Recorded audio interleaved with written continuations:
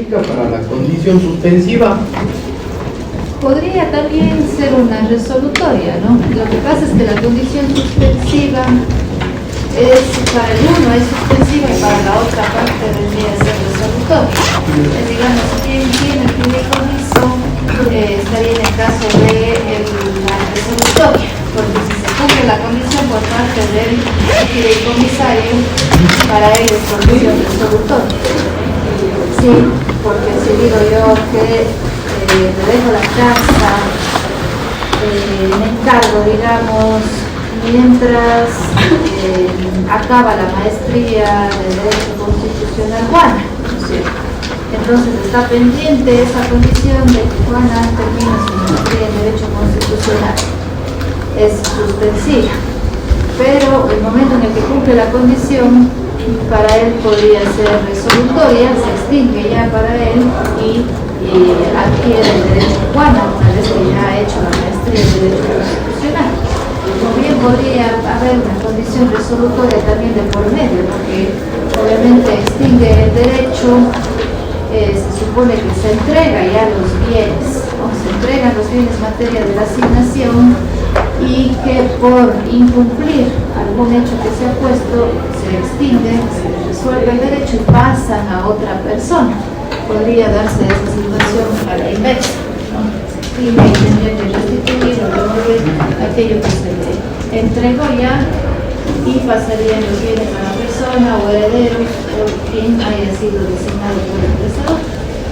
Sí, pero estamos siempre frente a las dos posibilidades, ¿no? Mientras para el uno es suspensiva, para el otro va a ser resolutoria, ¿no? Porque el uno adquiere y el otro pierde o extingue su derecho.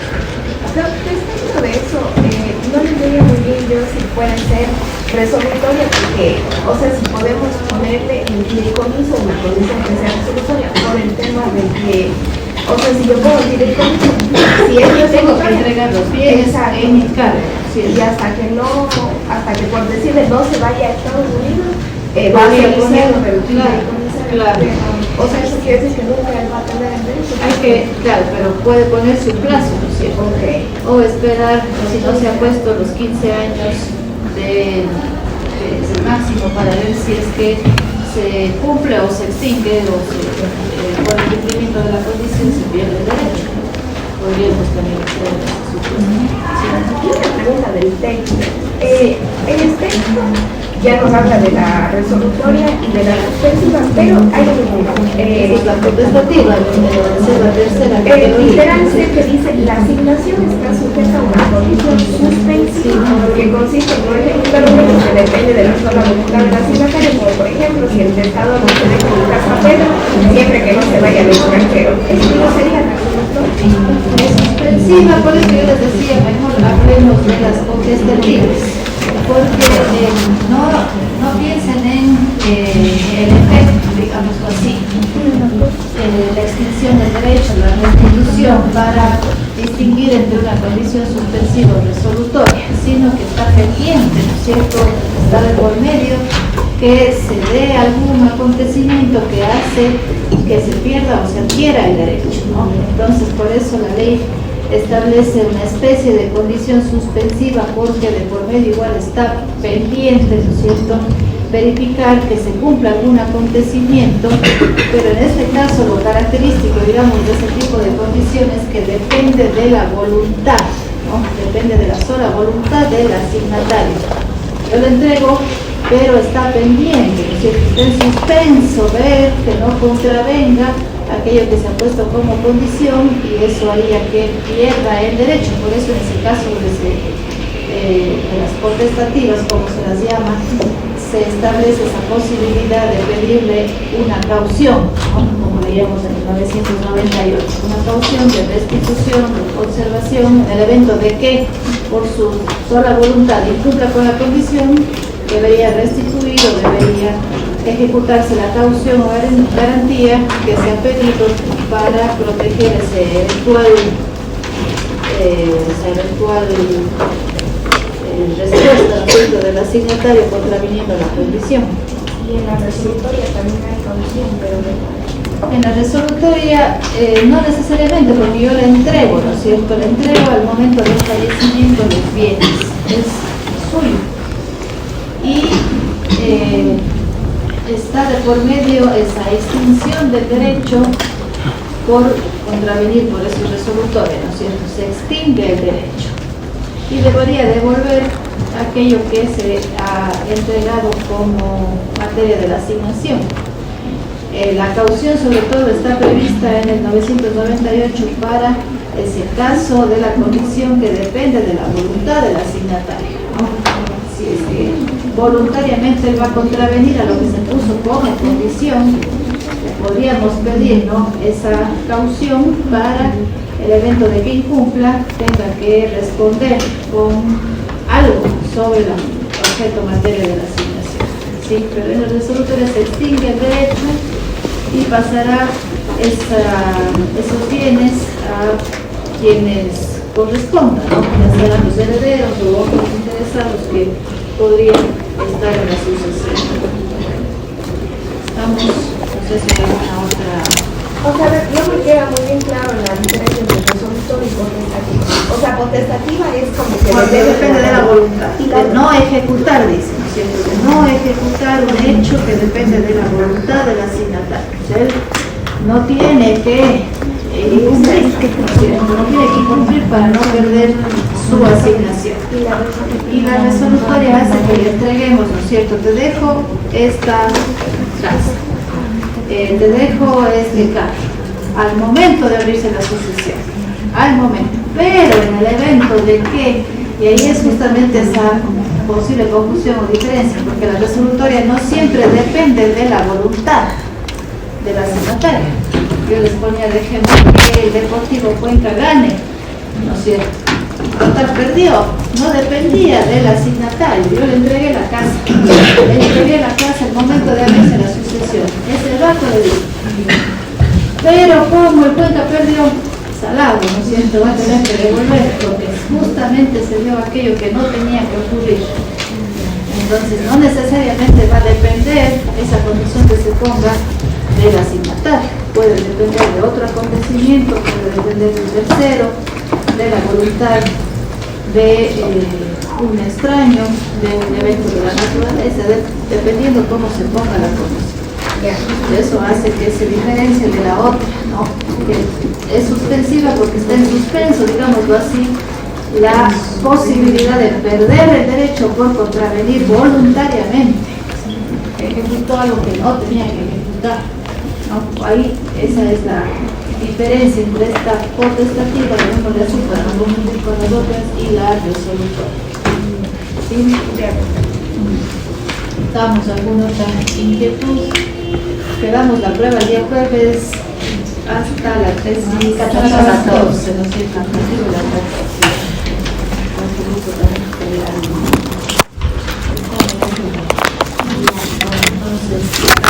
Entonces ahí ya tienen chance, pero para el interciclo sí, ¿no? Para el interciclo siempre ya todo lo que podamos avanzar, pero la prueba después podamos hasta lo que vimos el otro día. Lo que vamos a ver ya no entraría en esa parte, que es justo las excepciones, ¿no es cierto?, a la incapacidad absoluta, me parece, porque vimos la delación, las clases de llamamiento, ¿no?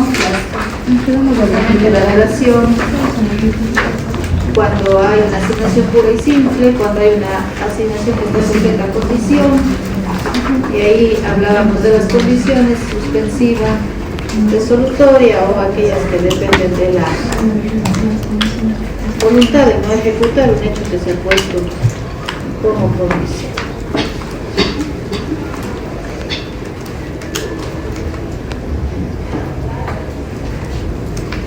Se dice, ¿no?, que esta resolutoria es una especie más bien de usufructo, realmente, porque si se pierde el derecho, se extingue, ¿no? Ya no hay, si no hay nada que devolver, no estamos, por eso la caución es sobre todo para la contravención de una condición voluntariamente de parte de la asignataria, pero en el caso de la resolutoria, no, se extingue el derecho y pues pasará a manos de otras personas en el caso de todavía haber bienes. Bien, entonces, no sé si vimos también ya el tema de la aceptación en clases, hasta ahí, ¿no? Hablamos de los requisitos que enumeramos, sí, las excepciones.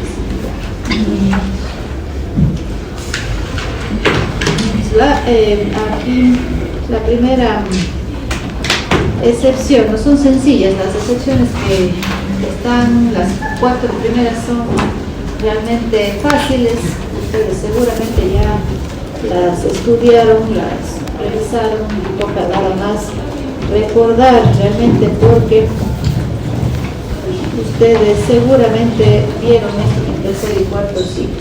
Ustedes saben que la persona, el inicio de la persona es el nacimiento, desde ahí somos sujetos de derechos, desde ahí tenemos personalidad, es decir, esa actitud de adquirir derechos y contraer obligaciones, desde el momento del nacimiento. Entonces, la primera excepción tiene que ver con aquella criatura, digamos así, que ha sido ya concebida, está concebida, pero aún no ha nacido al momento de abrirse la sucesión. Es el concebido y no nacido. Concebido y no nacido al abrirse, ¿no? Al momento de abrirse la sucesión, es decir, al momento de la muerte del padre, tendría que ser, porque obviamente no se entiende de otra forma. Entonces, es la primera excepción.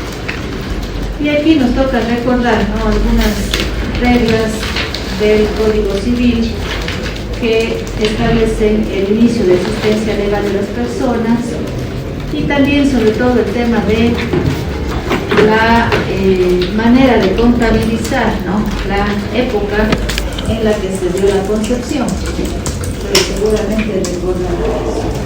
Ahí se mencionan algunas disposiciones de nuestra parte, el artículo 60, creo que es el primero, ¿no?, que viene ahí, que habla del inicio de la existencia legal, ¿no? Ustedes ya conocen eso, la persona inicia su existencia legal con el nacimiento, desde que tiene capacidad adquisitiva, desde ese momento ya es sujeto de derechos, antes no, y de profesión, obviamente, antes hay una existencia natural, está concebido, hay una existencia natural, pero todavía no es sujeto de derechos, a pesar de que el derecho obviamente le protege, ¿no? De todas maneras tenemos que tratar de que esa criatura nazca con vida. Entonces hay que tomar todas las medidas necesarias por quienes correspondan, ¿no? Las autoridades deberán tener que prever, ¿no?, el futuro nacimiento y proteger a esa criatura de cualquier forma, tomando cualquier medida necesaria. Entonces, el 60 habla de esta existencia legal, no la natural, sino la legal. Veamos el 60. Artículo 60. El nacimiento de una persona fija el principio de su existencia legal, desde que es separada completamente de su madre. La criatura muere en el vientre materno, aunque perece antes de estar completamente separada de su madre. Se reputará no haber existido jamás. Se presume que la criatura nace con vida. Alguien que alegue lo contrario para fundamentar un derecho deberá probarlo. Entonces vean ustedes aquí, ¿no? Ya sabemos esto, seguramente lo estudiaron, seguramente lo analizaron, el inicio de existencia legal de las personas, desde el nacimiento, ¿no? Desde el nacimiento, con vida, cuando hay la separación ya del vientre. La criatura que perece, es decir, muere, ¿no? La criatura que muere en el vientre materno o no nace con vida, se entenderá de no haber existido jamás, no ha sido persona, no existe ni existió para el derecho. Esos derechos pasan a otras personas como si no hubiera existido jamás, ¿no? No ha nacido con vida, la madre abortó, la madre dio a luz, pero lamentablemente no nació con vida, entonces se entiende no haber existido jamás. se presume, no hay una presunción legal, se presume que la criatura nace con vida, vamos a presumir siempre la vida, ellos nacen vivos, es una presunción. Quien alegue lo contrario deberá probar. Obviamente ahí pueden haber intereses hereditarios, como hablábamos en el caso de los comurientes, aunque podría haber interés de demostrar que algo sobrevivió o no nació con vida, etcétera, y por lo tanto son intereses que podrían ser hereditarios o se están de por medio. Pero se presume la vida, no vamos a presumir la muerte, ¿no es cierto? Que todos nacen muertos y tener que probar la vida es imposible, sino al revés. Se presume que todos nacen con vida y quien haga lo contrario probará. Este es el principio de existencia. Ahora, el 62. ¿Qué nos dice? Artículo 62. De la fecha del nacimiento se colige la época de concepción, según la regla siguiente. Se presume de derecho la concepción ha precedido al nacimiento no menos de 180 días cabales y no más de 300, contados hacia atrás, desde la medianoche en que principies el día del nacimiento. Ya, ahí termina. Bien. Entonces, esa es la presunción, en cambio, ¿no es cierto?, de derecho, ahí se resume de derecho, ¿no es cierto?, debemos ver también estudio esa parte, es decir, no admite el problema contrario, hay una presunción de derecho, la criatura entonces nace, y desde, dice, el día del nacimiento, ¿no es cierto?, desde la medianoche, hay que contar, desde la medianoche que inicia el día del nacimiento, hay que contar no menos de 180 días cabales, es decir, días enteros, ¿no? Cabales enteros, no más de 300, para determinar la época de la concepción.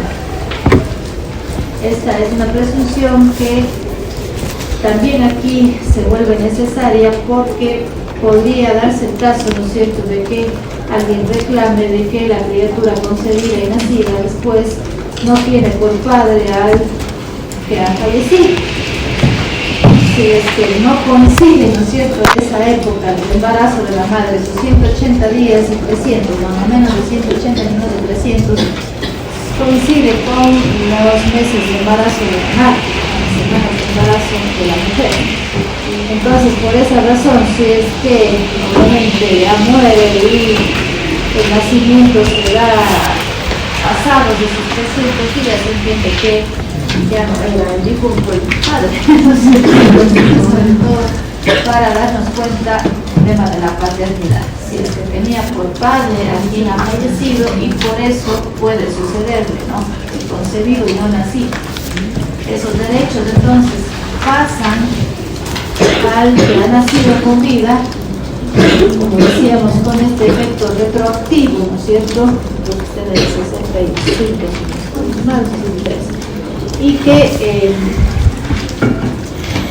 se le confieren como si ya hubiera existido al momento de abrirse la sucesión. Por eso no puede nacer pasados de esos 360 días, ¿no es cierto? El nacimiento deberá efectuarse no más de 300 días de abrirse la sucesión, es decir, del fallecimiento del causante, porque ahí se entiende que ha sido concebido el hijo, que podría ser, tiene derechos hereditarios del padre fallecido. Entonces, por el tema de la paternidad, para poder saber esa situación. Entonces, esta regla nos sirve también acá, ¿no?, el cómputo de la época de la concepción, ¿no? La época de la concepción, no día, que es difícil saber el día, pero porque antes de la ley decía así, luego se reformó y se cambió a presunción de la época de la concepción, siguiendo este cómputo, ¿no?, no es 180, no más de 300, contados hacia atrás desde la medianoche del día del nacimiento. Entonces, deberá efectuarse el nacimiento no más de 300 días para entender que la criatura tiene como padre al fallecido. Entonces, siguiendo esas reglas, ¿qué pasa ya cuando la criatura nace? Nace con vida, y ahí también se da justamente lo que estábamos viendo, ¿no? Se han cumplido las condiciones Esos derechos son derechos bajo condición suspensiva, justamente. Derechos bajo condición suspensiva porque la ley dice están en suspenso hasta que el nacimiento se efectúe. Es decir, que hay derechos bajo una condición suspensiva.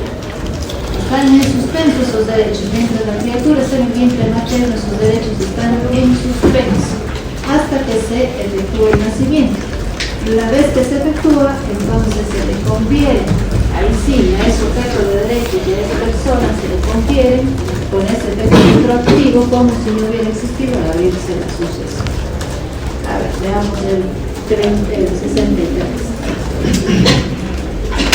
Los derechos que corresponderían a la criatura que está en el vientre materno, si hubiese nacido y viviese, estarán suspensos hasta que el nacimiento se efectúe. Y si el nacimiento constituye un principio de existencia, entrará el recién nacido en el goce de dichos derechos, como si hubiese existido al tiempo en el que le correspondiera. En el caso del artículo 60, inciso segundo, pasarán estos derechos a otras personas, como si la criatura no hubiese jamás existido. Quiere decir que no nació con vida, en el inciso segundo del 60 no nacen con vida, pasan a otras personas. Pero de lo contrario, entonces son derechos de nuestra legislación, nuestro sistema acoge esta idea de que son derechos bajo condición suspensiva. Están en suspenso hasta que el nacimiento se efectúe, se le confieren con este efecto retroactivo, es decir, como si ya hubiera existido al momento de abrirse la sucesión y se le otorga, ¿no?, todos aquellos derechos que le corresponden. Hay autores, la Reina y entonces está citado en el texto, que hablan de derechos eventuales, que prácticamente es lo mismo en el lenguaje jurídico. A veces hablamos de derechos eventuales o derechos condicionales, es decir, aquellos que están por consolidarse en una persona hasta que se cumpla la condición. Nosotros adoptamos más bien la idea de derechos bajo condición suspensiva, bajo condición suspensiva más que derechos eventuales, sino también derechos sujetos a condición suspensiva. Y así es que, ¿no es cierto?, consideraríamos que la criatura es sujeto de derechos desde el vientre materno, y así la cosa cambiaría completamente. Tal vez en otras legislaciones se piense, ¿no?, que se regule que ya la criatura es sujeto de derechos desde ese momento, desde la concepción. Y ahí entonces, si ya tiene derechos, tendría que haber una regulación completamente distinta a la que tenemos ahora, si aceptamos esa teoría, ¿no? Tal vez nombrar algún jurador de bienes, alguna persona que pueda representar, ¿no es cierto?, que no ha nacido todavía, pero que ya tiene sus derechos mientras esté en el vientre materno. Pero nuestra legislación, nuestro sistema no adopta todavía esa tendencia, sino más bien únicamente a raíz del nacimiento, ¿no? Desde ahí tenemos derechos, desde ahí somos personas, consolidando esos derechos, aunque hay existencia natural, hay la protección del derecho, la hay, pero todavía no somos personas, ¿no? Ya sabemos. Bien. Es la primera excepción, ¿no? La segunda excepción tiene que ver, es similar, pero no igual, parecida a la anterior, personas cuya existencia se espera. Personas cuya existencia se espera. Es decir, que, ponemos el ejemplo en un momento, ¿no?, dejo mi patrimonio a los hijos de Juan y María.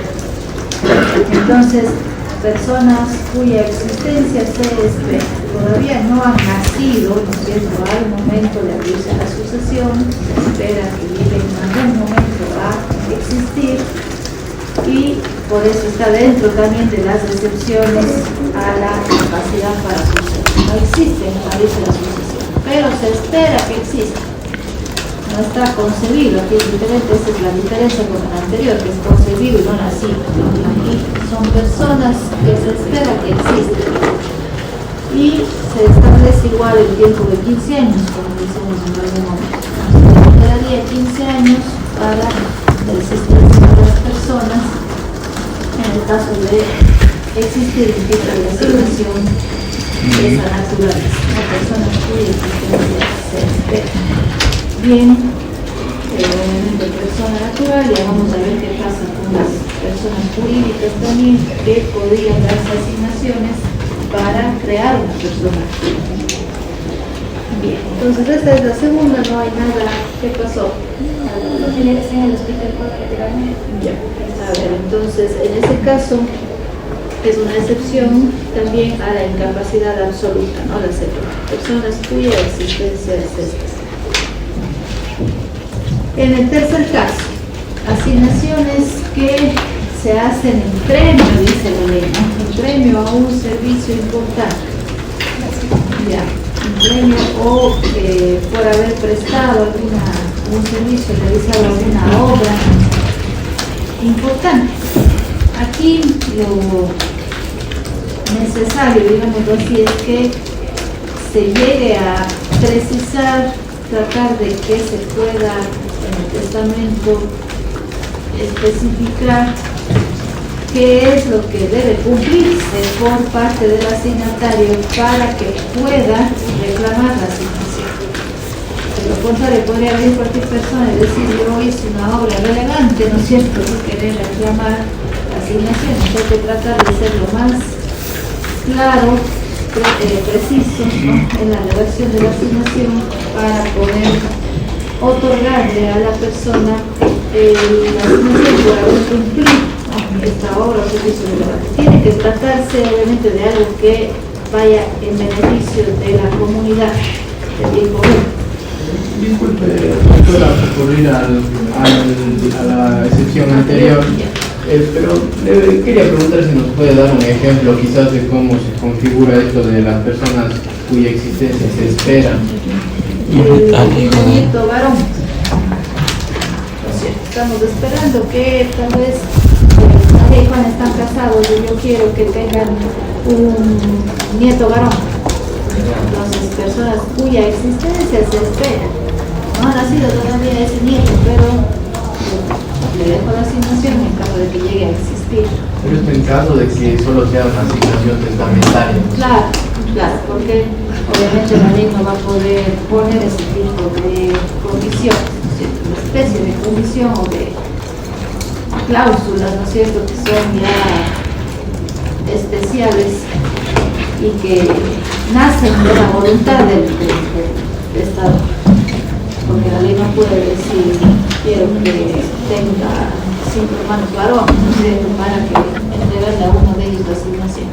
Tendría que tratarse de asignaciones testamentarias para poder asignar algo a alguien todavía desconocido, digamos así, ¿no? Porque justamente a eso miran estas excepciones, que se traten de personas que todavía no existen, se espera que existan, o que son beneficiarios desconocidos. Por eso excepciones a la incapacidad absoluta. ¿Por qué? Porque la capacidad significa que existir. Yo tengo certeza, la persona existe, la certidumbre existe. Capacidad, que existe totalmente. Certidumbre y certeza tienen que ver con existencia. Existe esa persona, es capaz porque existe al abrirse la sucesión. Estas excepciones miran justamente a quienes la sucesión no existen todavía o no ha sido el beneficiario todavía determinado. Entonces, por ejemplo, en este caso, ¿no?, quien preste un servicio relevante, quien descubra la cura del cáncer, entonces podría reclamar la asignación. O haga alguna obra relevante que haya solicitado el testador, que el testador quiere que hagan una reforma y una civil. ¿Qué dice? 15 años. A ver si le dejo una asignación.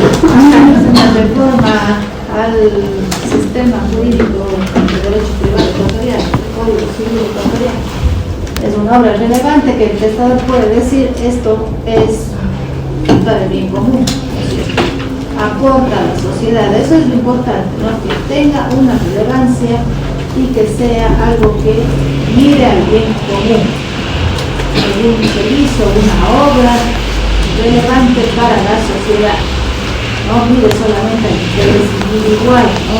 Tal vez los nacionales, los herederos, los parientes, no, sino que realmente revista una relevancia, una importancia para la sociedad. Por eso digo, hay que tratar en este caso, ¿no?, de que se pueda poner algo que sea lo más claro posible para evitar confusiones, lo más preciso posible, porque podría entrar en este ámbito la subjetividad. ¿Qué es una obra relevante? ¿Qué es lo importante? ¿Qué servicio debe ser el que se presta? ¿Qué se debe construir? ¿Qué se debe descubrir? Entonces hay que tratar en este tipo de asignaciones de ser precisos, ¿no? Y también se espera justamente los mismos 15 años, ¿no?, para el cumplimiento de la prestación de servicios. No deben pasar más de 15 años. No deben pasar, ¿cierto? Si no, ya prescrito, ya bien. El otro, estas primeras son sencillas, pero vamos a ver el derecho de beneficio, tal vez ahí hay que hacer una explicación más detenida. Y esta otra excepción, estaban ustedes mencionando las condiciones un poco también ahí preocupados. Este tipo de asignación condicional, ¿no?, que está dentro de las excepciones a la incapacidad absoluta. Se trata de una asignación condicional en la que se desconoce al beneficiario. Otro tipo de condición, ¿no es cierto?, en la que se desconoce al beneficiario. Por eso está dentro de las incapacidades, excepciones a la incapacidad absoluta. Porque el beneficiario es desconocido.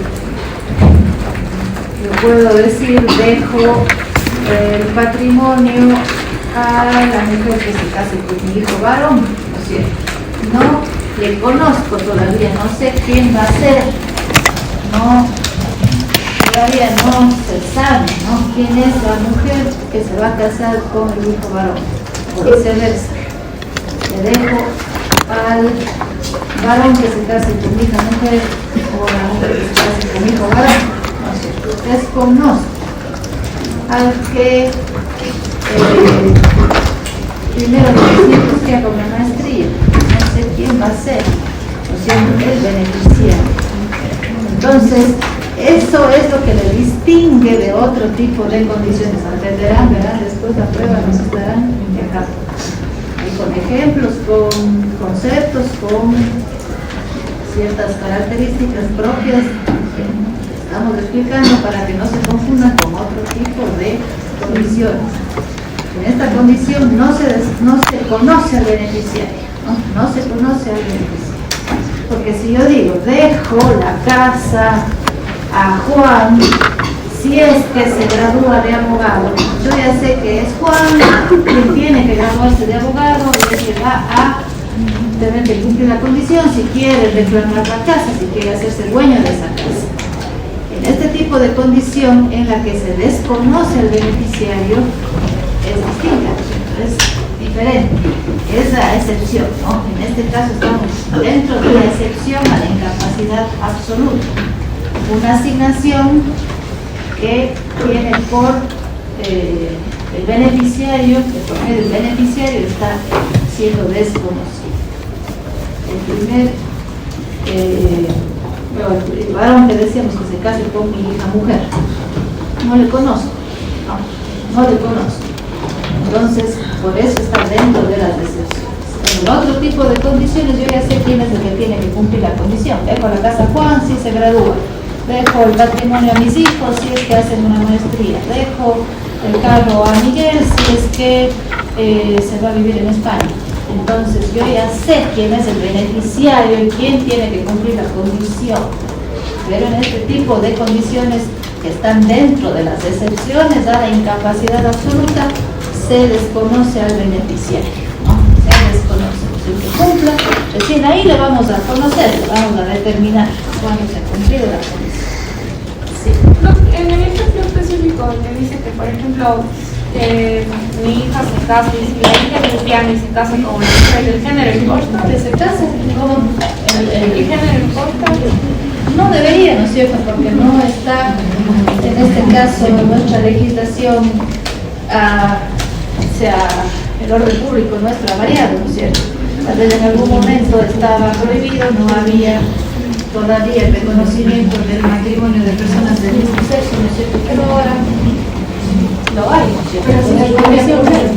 Pero no le podría poner una condición, ¿no es cierto? Como les decía el otro día, hay condiciones que tal vez en la actualidad ya no se pueden admitir, como decir de no se casa.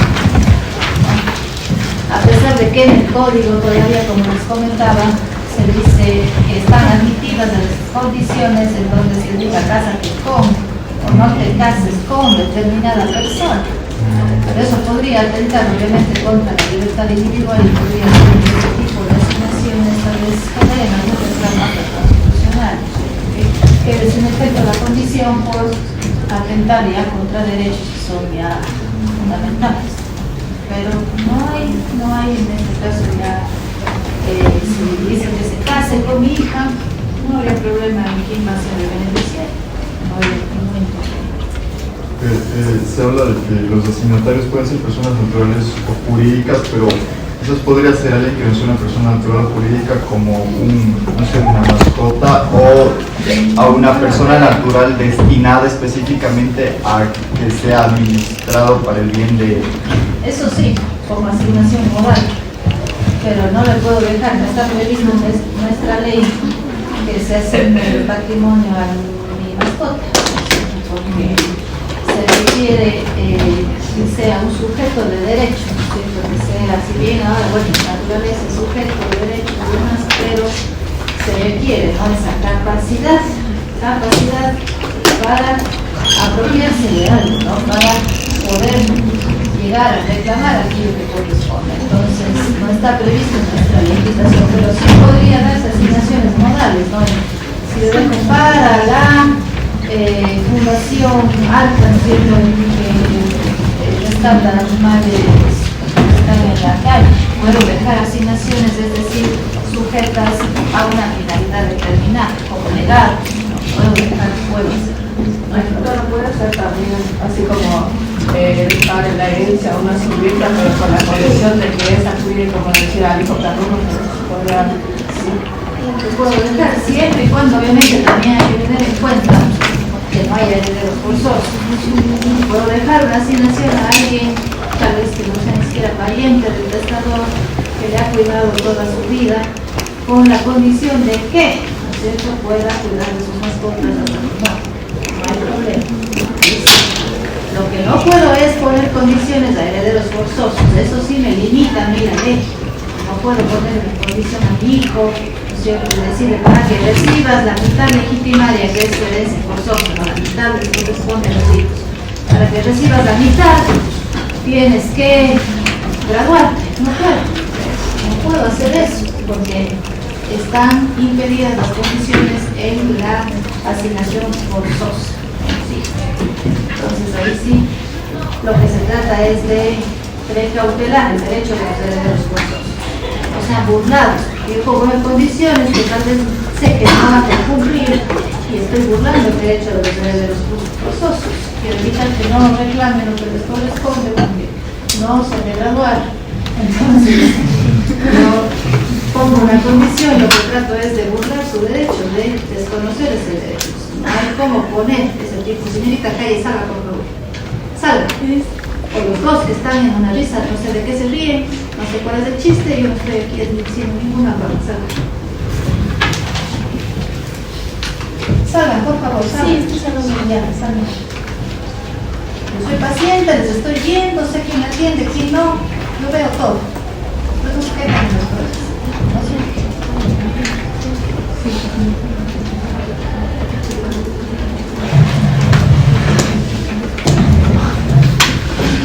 Verán que los exámenes son orales. Entonces ya saben que puede ser que no estén atendiendo, que están en otro mundo, yo no sé qué les está pasando y no puedo estar pendiente de cada uno. Pero ahora tienen que ustedes dar los exámenes con regular y ahí responder lo que yo estoy explicando y si no saben, si no están aquí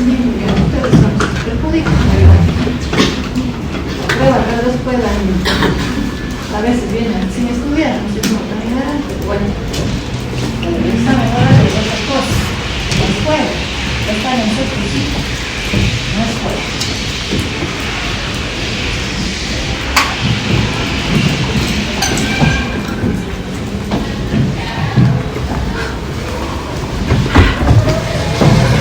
Compararlos, porque los dos están ahí, creo que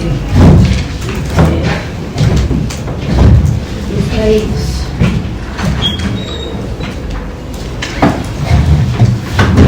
Sí. Dale.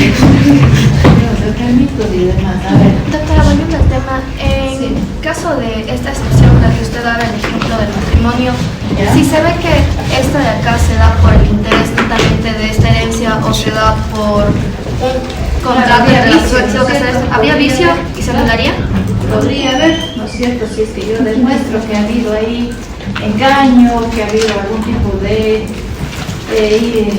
dolo, ¿no es cierto? El engañarle a una persona para obtener algún beneficio, podría entonces, obviamente, demandarse la nulidad. ¿Y En quiénes este caso son? del matrimonio? Porque el matrimonio es el que ¿Quiénes sería, serían ¿no? los interesados en anular esto de acá? Habría que ver, ¿no es cierto?, este tipo de sucesiones, quiénes son los parientes que quedan al abrirse la sucesión, porque puede ser que alguien no tenga hijos, que la herencia va a pasar a los hermanos. A los hermanos no les conviene que haga un testamento porque sabe que como no tiene hijos y no tiene herederos forzosos, si hace el testamento le va a dejar a su vecina. Entonces los hermanos podrían estar interesados en impedirle que haga el testamento porque ellos serían llamados a la sucesión. O si es que se casa, ¿no es cierto? Mi hermano híjole, ya se enamoró, tiene 80 años, se ha enamorado de la vecina. La vecina está esperando que se muera, ¿no es cierto? Que ella va a ser la heredera, la final, pues ya se casó con él, es la heredera en el segundo orden.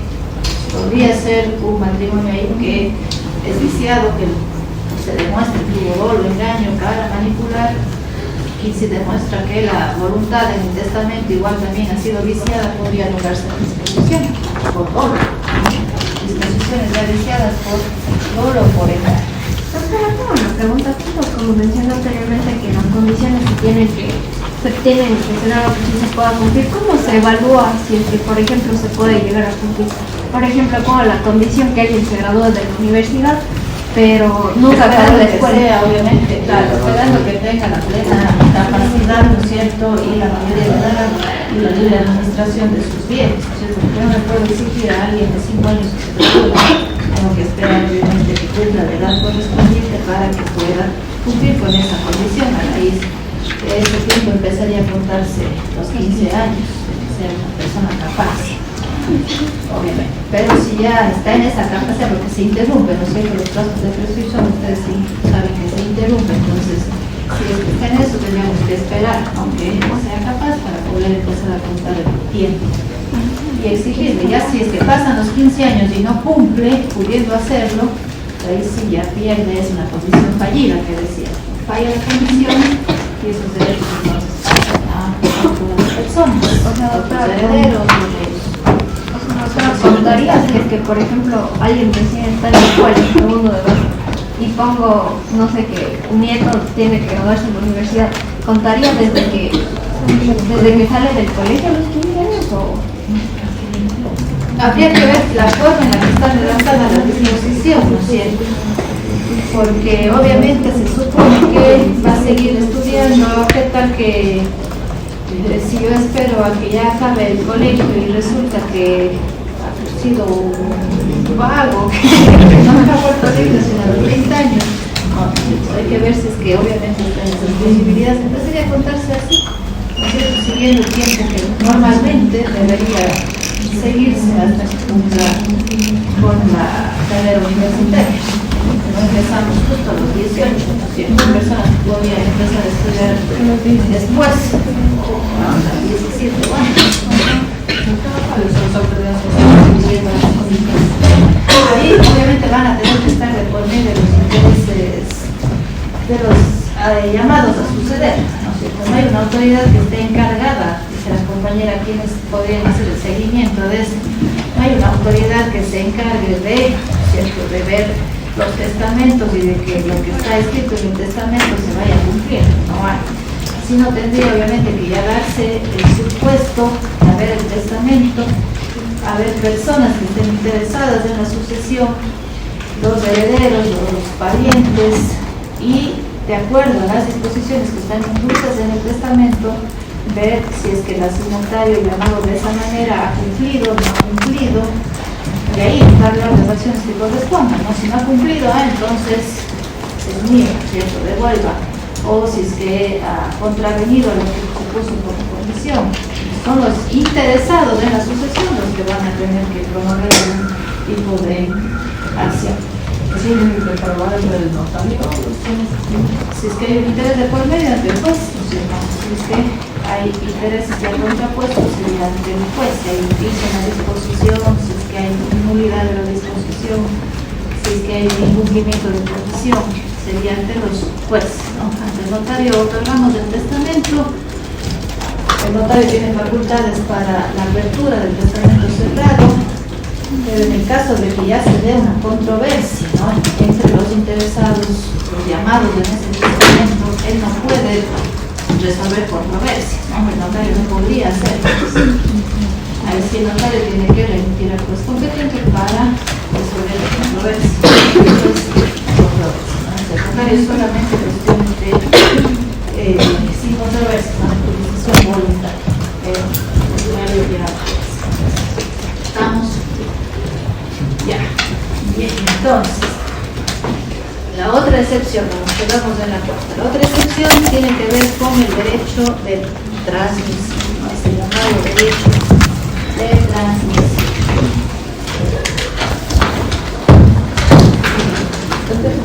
Sí, puedes empezar. O sea, la diferencia entre la excepción 2 y 4 sería la eficiencia que se espera, ¿cierto? Porque en las dos, por ejemplo, digo, dejo mi patrimonio a los hijos del pan. Pero, por ejemplo, y en el que yo digo, dejo el patrimonio de la mujer que se case con mi hijo, pero en ese caso, yo ya entiendo que ya existe el acuerdo de lo que yo no la conozco. Claro, existe al abrirse la sucesión, pero no sabemos quién es porque está indeterminado. Sí, la determinación del beneficiario. Sí.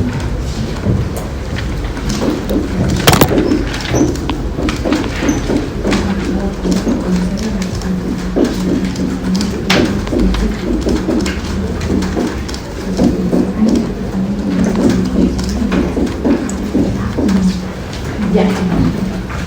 Para el estudio, ¿no?, del derecho de transmisión, ustedes tienen en el texto, en esta parte de las excepciones, algo muy cortito. Está explicado de una manera muy breve en 4 líneas, creo, el derecho de transmisión.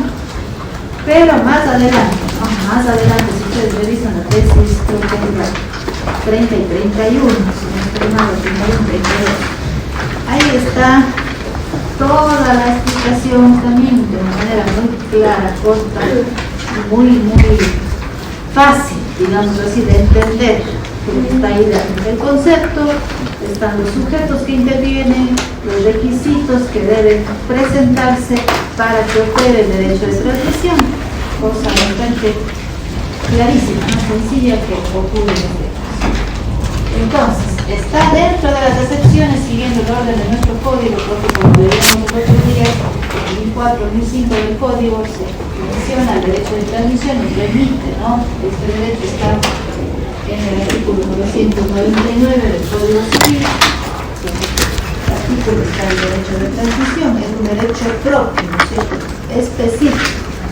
Como les decía, no es. A ver, acá los dos también creo que están. Usted acá no sé de qué se está riendo. ¿Cuál es el chiste? Usted sí, usted bien. Parece que no sé cómo se comunica, pero creo que se está riendo. No tengo No sé de qué. No sé, pero ahí les estoy observando. No sé cuál es el chiste. Verán. Claro, cuál verán. Mismo les dan como los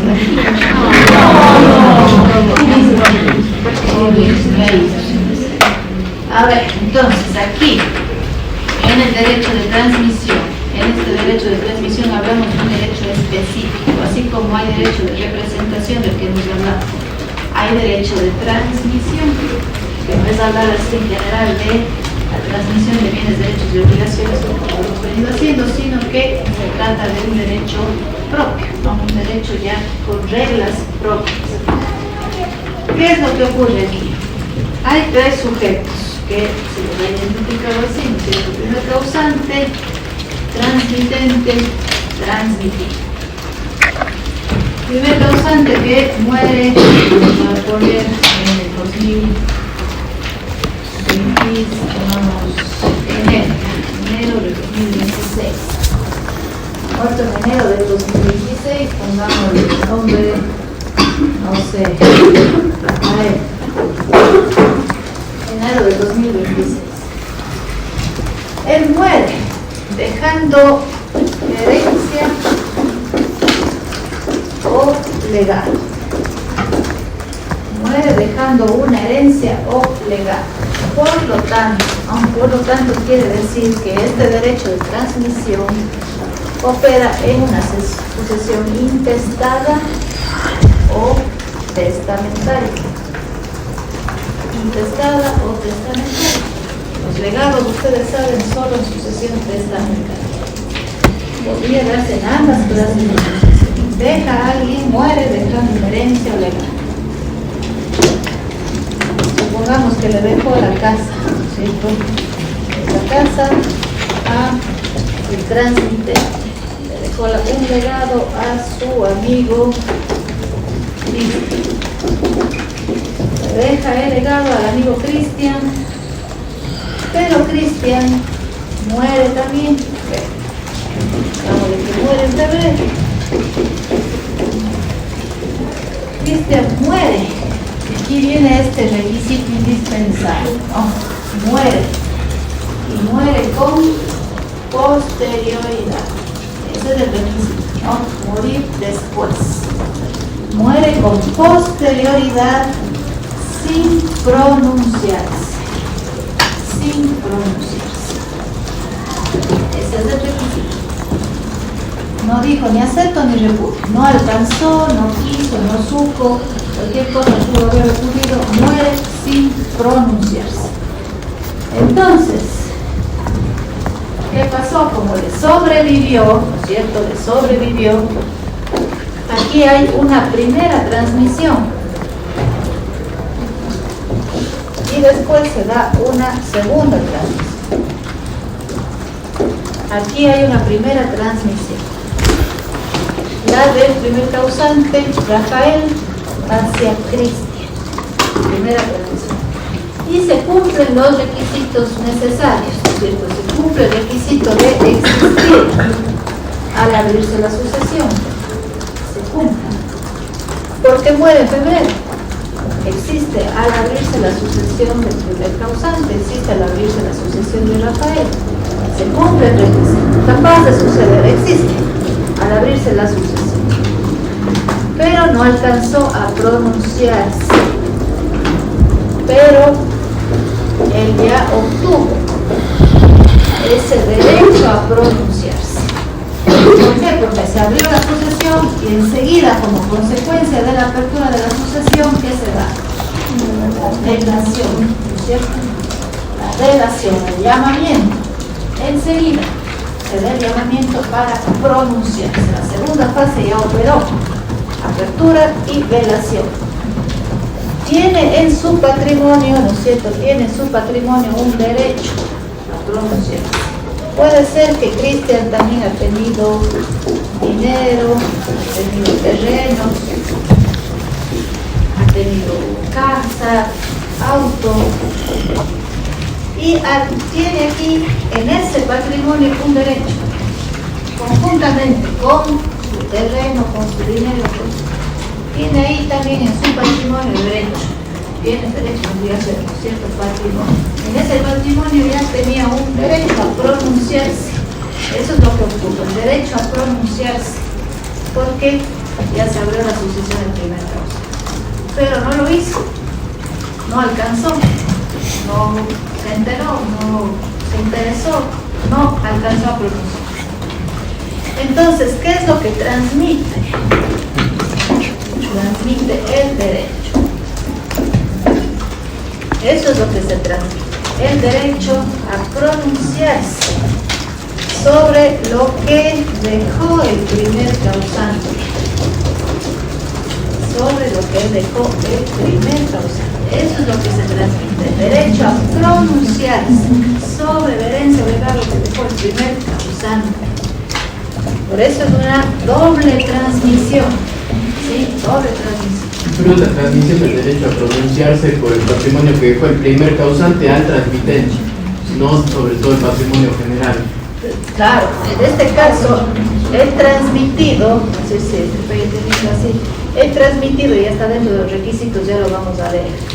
El transmitido tiene que aceptar la herencia del transmitente o transmisor, porque ahí está el derecho.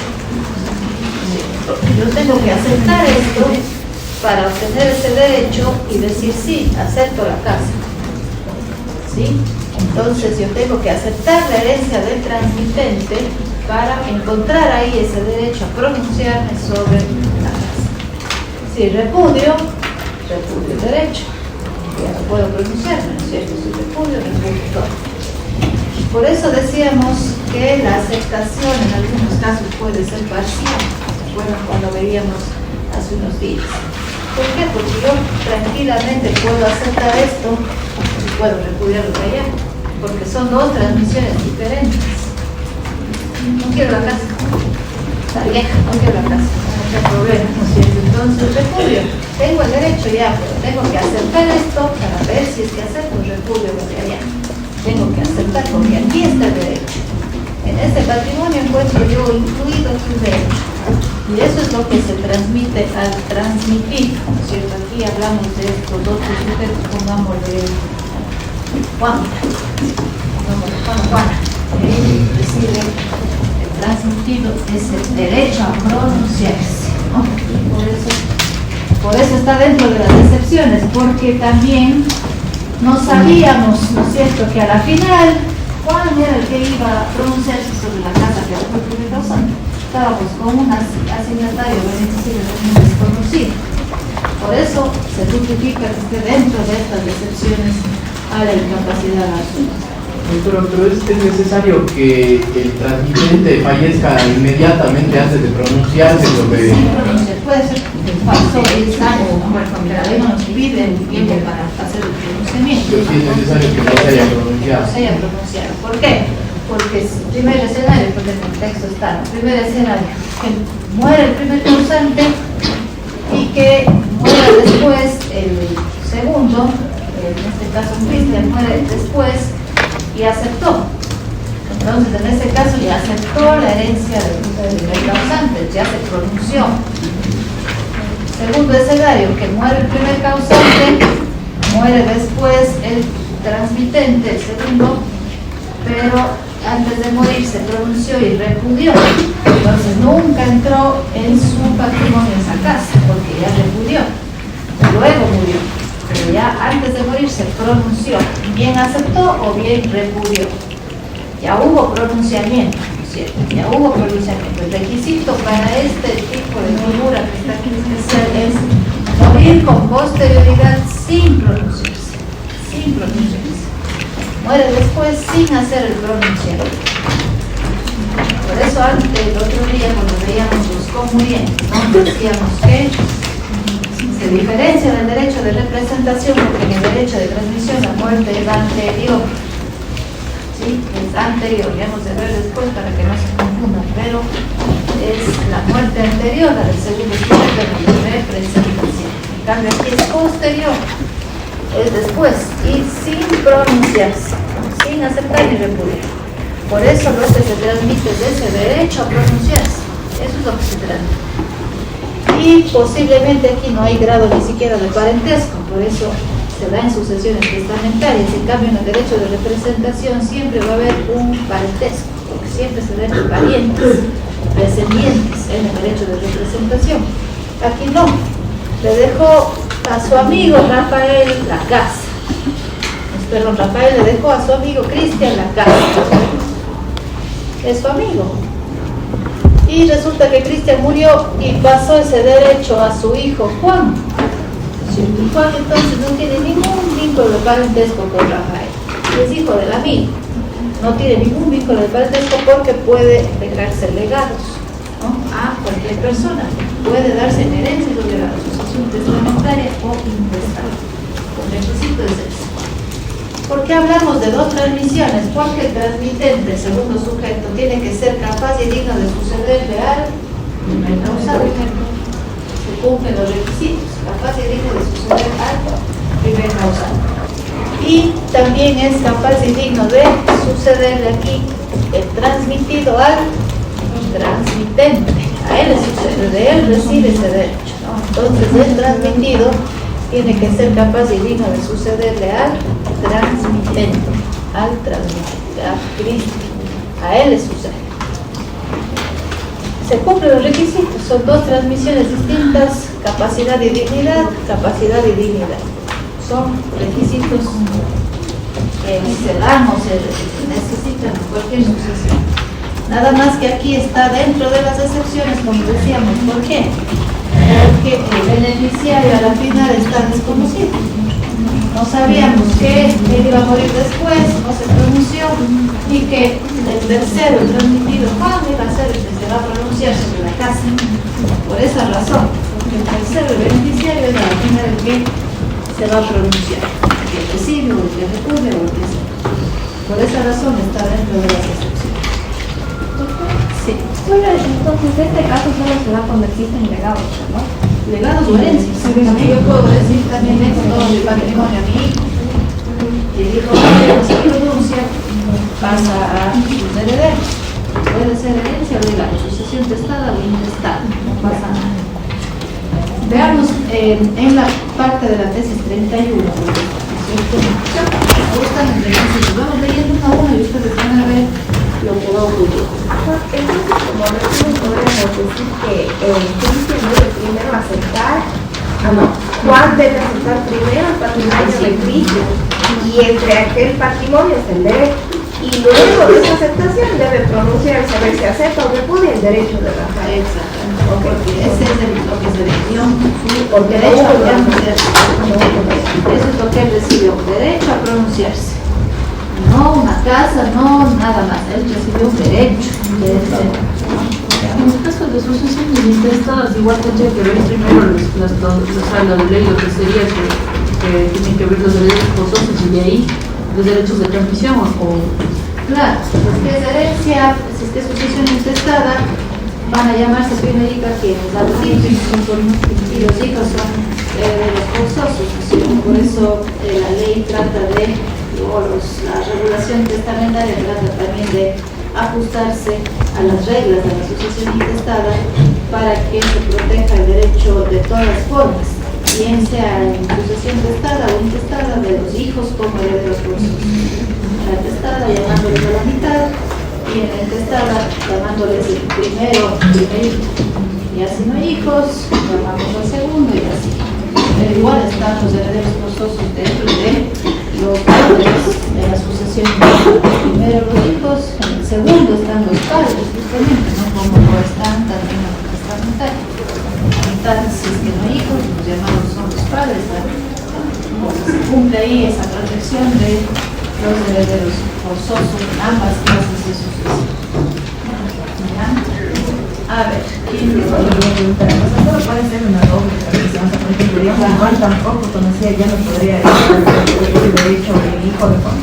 Se le transmitió. O sea, pero Podría seguir transmitiendo, claro, porque ya la relación, se abre la sucesión, ¿no es cierto?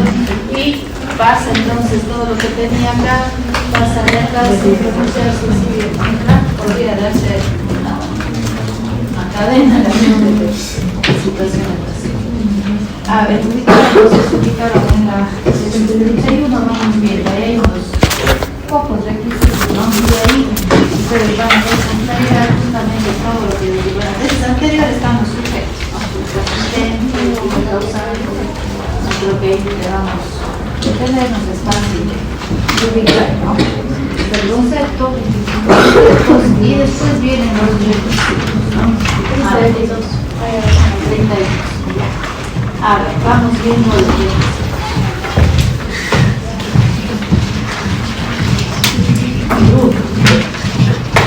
Requisitos que deben concurrir Perfecto. Primero, debe fallecer una persona dejando la herencia o legado. 2. El heredero o legatario debe sobrevivir al primer causante. El transmitente o transmisor debe ser capaz y digno de suceder al primer causante. Suceder al primer causante, ¿no? Ahí tendrán cuidado, porque a veces se tiene que ser capaz y digno. Pero capaz y digno en relación a quién. El transmitente tiene que ser capaz y digno en relación al primer causante. A él le sucede. De él, ¿no es cierto? Usted tiene el posible derecho, ¿no? A pronunciarse. ¿Ya? 4. El transmitente o transmisor debe fallecer sin aceptar ni repudiar la herencia o legado. ¿Ya? Fallece sin aceptar o repudiar. Fallece sin pronunciarse. 5. Debe existir un heredero transmitente o transmisor. Heredero que nunca falta, pues en último término será el Estado el que tenga el carácter de heredero universal a intestado. Siempre va a haber un heredero de ese. Siempre van a haber a la final el Estado del suceso. 6. El transmitido tiene que ser capaz y digno de suceder al transmitente o transmisor. ¿Ya? Entonces también lo mismo, ¿no? No decir el transmitido tiene que ser capaz y digno, tiene que ser capaz y digno en relación al transmitente, en relación a él le sucede y de él recibe ese derecho. ¿Ya? 7. El transmitido tiene que aceptar la herencia del transmitente. Tiene que aceptar porque ahí está el derecho. Si no acepta, no tiene ese derecho a pronunciarse. Entonces, tiene que aceptar la herencia del transmitente. Y 8. El transmitido no puede aceptar la herencia o legado que ni aceptó ni repudió el transmitente y repudiar su propia herencia. Ya no puede decir si acepto esto, pero repudio. Si repudia, está repudiando el derecho y ese derecho a pronunciarse, ¿cierto? Entonces no puede decir esto me conviene, esto quiero y esto no quiero. Tiene que aceptarlo de aquí para recibir ese derecho y entonces ahí sí pronunciarse sobre lo que dejó el primer causante. Ese es el requisito que hacer, ¿no? La sucesión del transmitente, porque ahí se encuentra el derecho, ahí está el derecho a pronunciarse. Si repudia el derecho, porque el derecho a pronunciarse es indivisible, ¿no? El derecho a aceptar es indivisible. Aquí se da una aceptación parcial, como decíamos, si es que yo ya una vez que hago uso de ese derecho, repudio de acá. Lo acepto del transmitente, tengo derecho a pronunciarme y repudio la casa. Eso sí puedo hacer. Pero si repudio lo del transmitente, estoy repudiando el derecho y ya no puedo pronunciarme. ¿Sí? Entonces tiene que aceptársela. Ese es el último requisito, o falta otro más. Tiene que aceptarse la herencia del transmitente para encontrar ahí el derecho a pronunciarse. No hay posibilidad. Doctora, disculpe, no lo entendí bien el 8. ¿Puede explicarlo de nuevo? El 8 dice que el transmitido no puede aceptar la herencia o legado que ni aceptó ni repudió el transmitente y repudia su propia herencia. Ya. No puede, dice, ¿no es cierto?, aceptar o repudiar, no puede decir repudio el derecho y acepto el terreno. Tiene que aceptar, esto es indivisible, acepto. Y aquí yo encuentro el derecho para poder pronunciarme sobre lo que dejó el primer causante. Ese derecho a aceptar es indivisible, yo tengo que aceptar todo, no es que acepto lo que me conviene y rechazo, acepto el derecho y rechazo el terreno. Acepto y luego me pronuncio, ¿sí? Si repudio, pues tengo ese derecho a pronunciar. Básicamente, nos estamos en plan de derecho. Puedo hacerlo por beneficio de inventario también, ¿no?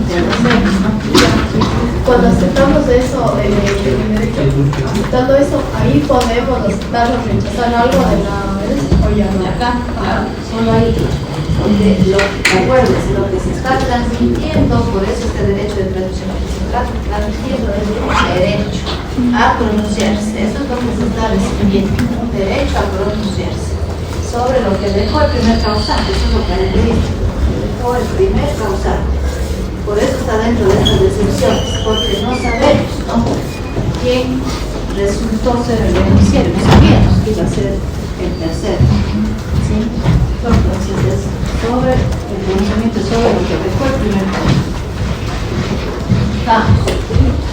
Algunos revisarán entonces nuestra tesis 32.21.22, ahí está el concepto que hemos visto, que están los sujetos que intervienen, está creo que sus tres escenarios, inclusive que preguntaban qué pasa si muere luego de aceptar. No hay derecho de pronuncio porque ya se pronunció, aceptó. Si repudió y muere, lo mismo, ya repudió, murió, no pasa nada. Pero el tercer caso es lo que justamente se da, que muera sin pronunciarse y lo que se transmite es ese derecho a pronunciarse, a aceptar o no. Entonces, ese es el plan. Listo, entonces, hasta aquí la prueba.